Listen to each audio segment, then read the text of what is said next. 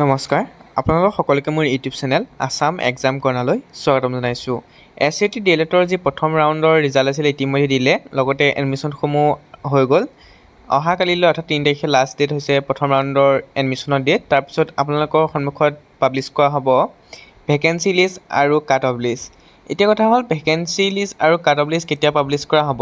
যিহেতু আপোনালোকৰ round 1ৰ ৰিজাল্টখিনি round 1ৰ এডমিশ্যনখিনি 1 তাৰিখৰ পৰা 3 তাৰিখলৈকে দিছিলে, অৰ্থাৎ অহাকালিলৈকে আছে।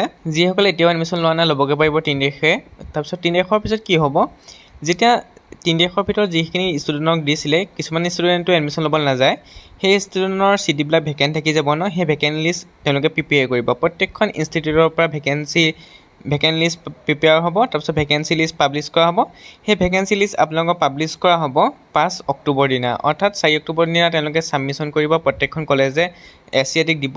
SCET কি কৰিব, তাৰপিছত প্ৰিপেয়াৰ কৰি এখন ভেকেঞ্চি লিষ্ট আৰু এখন কাট অফ লিষ্ট প্ৰিপেয়াৰ কৰি আপোনালোকক 5 তাৰিখৰ দিনা publication of vacancy list and cut off mark দিয়া হ'ব। কাট অফ মাৰ্কখন কেনেকুৱা মই আপোনালোকৰ ভিডিঅ' যোগে ইতিমধ্যে দেখুৱাইছিলোঁ আগতে যোৱাবাৰৰ কাট অফ লিষ্টকেইখন। যিসকলে নাই চোৱা চাই ল'ব পাৰে আগৰ কাট অফ লিষ্টকেইখন, সেইকেইখন চাই ল'লে গম পাব কেনেকৈ কাট অফখন তৈয়াৰ কৰা হয়। কাট অফ তৈয়াৰ কৰাৰ পিছত আপোনালোকৰ ৰাউণ্ড 2 ৰিজাল্ট দিয়া হ'ব। ৰাউণ্ড 2 ৰিজাল্ট আপোনাক 7 অক্টোবৰ দিনা দিয়া হ'ব। 7 অক্টোবৰ দিনা ৰিজাল্টখিনি দিয়াৰ পিছত আপোনালোকৰ এডমিশ্যন হ'ব 8 তাৰিখৰ পৰা 9 তাৰিখলৈকে, অৰ্থাৎ এদিনহে দিছে আপোনালোকৰ ৰিজাল্ট দিয়াৰ পিছত এডমিশ্যনৰ কাৰণে। কাৰণ আপোনালোকৰ যিহেতু পূজা বন্ধ পৰিব, সেইকাৰণে আপোনালোকৰ পূজা বন্ধৰ কাৰণে মাজত আপোনালোকৰ 2টা দিনে থাকিব, 8 তাৰিখ আৰু 9 তাৰিখ।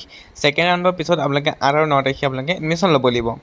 তেনেকৈ আপোনালোকে আকৌ 8 আৰু 9 তাৰিখৰ পিছত এডমিশ্যন হোৱাৰ পিছত আকৌ যদি কোনোবা ষ্টুডেণ্টে সেই ছেকেণ্ড ৰাউণ্ডত এডমিশ্যন নলয়, তাৰপিছত আকৌ ভেকেঞ্চি লিষ্ট ওলাব।